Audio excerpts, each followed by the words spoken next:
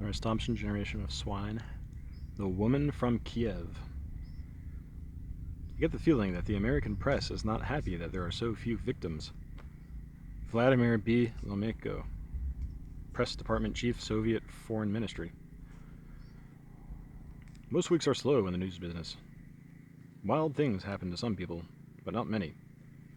Jack London fought wolves, and Ed Murrow worked routinely in a nightmare of bombs and rockets, and screaming air raid sirens that shattered the best microphone CBS could build for him. Those things are not the norm. The daily diet is lean for the infantry.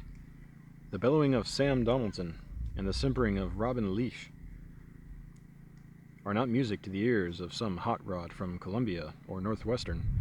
He spent the best 5 years of his life studying academic journalism, and the next 10 covering City Hall in St. Louis or price wars between Safeway and Albertsons. It is like joining the Navy expecting to fly gold-plated jets off the deck of a new aircraft carrier that costs more than Egypt and shoot Tomahawk missiles that cost $2 million apiece at crazed communist Arabs in places like Beirut and Tripoli. There is all the action you want from time to time, but in the main it is a dull and dreary life, like journalism. I have tried to quit more than once, and my reasons have always been righteous. A smart boy with good teeth can make more money as a gigolo in Fort Worth than most of the sports writers in Dallas, or even a national news editor. But some, like Pat Buchanan, have chosen the less traveled road, the other fork, as it were, and hired themselves out to whatever team was winning at the time. Patrick went straight into the belly of the beast, once again by signing on as the official communications director for the White House. His appointment did not go unnoticed in the trade. Strong men wept openly, and others called it a mockery, like a bad joke out of Caligula. My own foul down link with the news business has never been so lucrative or respectable. It has been more like a loose cannon, in the style of Frank Mankiewicz, who once ran campaigns for the Kennedys and now works as a big-time fixer at Gray & Co., one of the most serious and powerful lobbyist connections in Washington. Frank is known as a heavy hitter, one of the best and brightest of the smart boys, which may or may not be true. In the same sense, that Frank Turple may or may not have worked for the CIA. But he is an old friend, and when I have trouble understanding some odd kink or bollocks on the dark side of politics, I'll call Frank.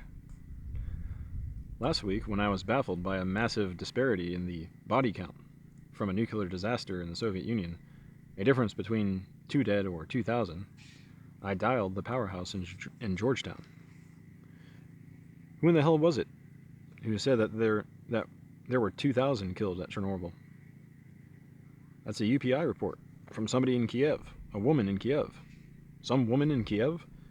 Yeah, she said to the UPI on the phone. She said it to the UPI on the phone. Come on, Frank. We all know that some woman in Kiev. We all know the woman in Kiev, and we all know the UPI, right? Well, I'm not sure. Did the Mexicans buy it? Huh? Wasn't it bought by a Mexican of some kind? Yeah, that's right. They were. So we're dealing with a Mexican news service, and it's claiming 2,000 people were killed in Kiev, with no source except a mysterious woman with no telephone. It's interesting that the CIA keeps telling us they can tell when the goddamn Russians cut the lawn in their backyards. They got these great cameras, right? They can tell what kind of cigarettes they smoke in Kiev, but can't tell whether the goddamn city's on fire or not. You must be slipping, Frank, I thought. You must be slipping, Frank. I thought you were the one person who would know about the 2,000 figure. I do know. I just don't know her name. Do you believe there was a report that said 2,000? Was it true? I believe somebody said it, for God's sake. But I don't believe it's true. Maybe there will be 100,000 10 years from now. What? Come on, Frank. Let's not get too careless with our facts here. 2,000 dead means 2,000 dead yesterday, not 10 years from now. I thought you guys were smart. Well, the CIA liked the report, so they ran with it. You can't beat that. The last report I got was a huge yellowish gray cloud floating over Europe, and heading over the polar cap, Scandinavia, and then into Seattle and Vancouver. Residents fled in their night clothes. According to the latest CNN weather report, it's definitely going to hit Seattle. Police did not rule out the possibility of arson. Indeed, round up the usual suspects. Is that old fire story a fire of undetermined origin? This is just a wrist wrestling UPI trip. Yeah, call them up. They'll tell you. Which was true. I called Andy Tully, night editor at UPI in Washington, who took a very queasy position with regard to the woman in Kiev. The original source for the report was of 2,000 dead in the Ukraine when the reactor melted down. There was a long pause on the other end of the line when I asked about the woman. Nobody knows, he said finally. We can't find her. She was always a reliable source for us, but now she's gone, disappeared in the chaos.